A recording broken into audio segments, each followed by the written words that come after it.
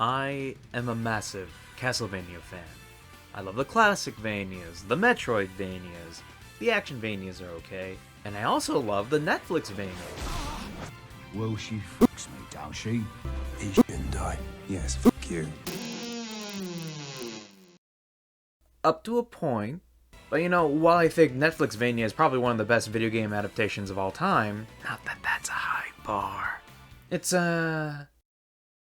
missing something. So this game's based on Castlevania 3. This is an old 8-bit game for little masochistic children. So beyond Dracula creating a bad world filled with evil, there's not much story to begin with. The basic idea of Trevor Belmont teaming up with other heroes to defeat Dracula for the first time is more or less the same in the Netflix series. I'm Saifa Belnades. Right down to fighting Alucard near a coffin, and saving Siphon from a Cyclops. So that's who I forgot. This man, my man, a jumpy, stabby pirate named Grant Danasty. Oh, okay, that's a stupid name, and he looks kinda ugly. But let me tell you why this man is awesome, alright? Look, this man can jump and crawl on walls like Spider-Man, what the hell?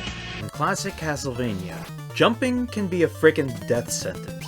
Trevor's whip is slow, Alucard's balls of destruction destruct very little, and Siphon needs a lot of hearts to be effective.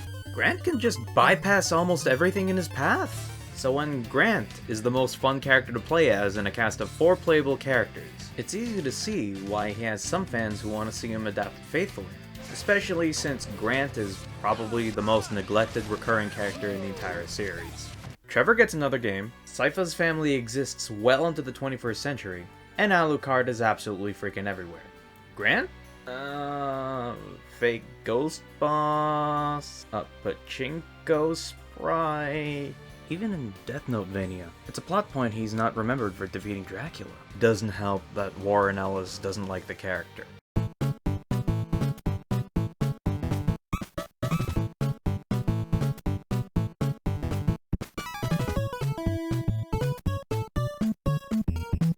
You have no idea how many times throughout the series I looked at a random character and thought, this character could be Grant. Super agile bandaged opponent armed with a knife and put up a good fight against Trevor?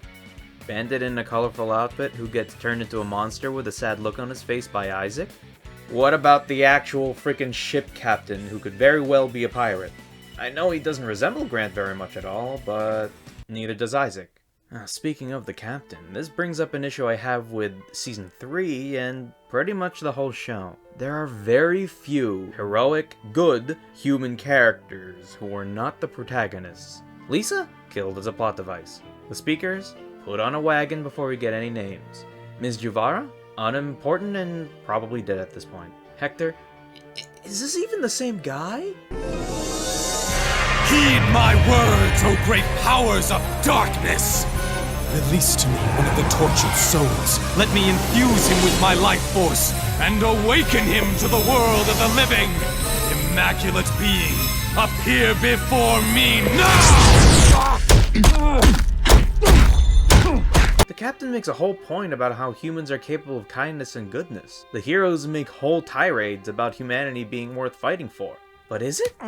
Every other good human is unnamed, dead, not so good, or so badly victimized that they turn to evil anyway. The further this show goes on, the more I struggle to see why humanity should be saved. I should not be agreeing with Dracula, especially at this point in the show.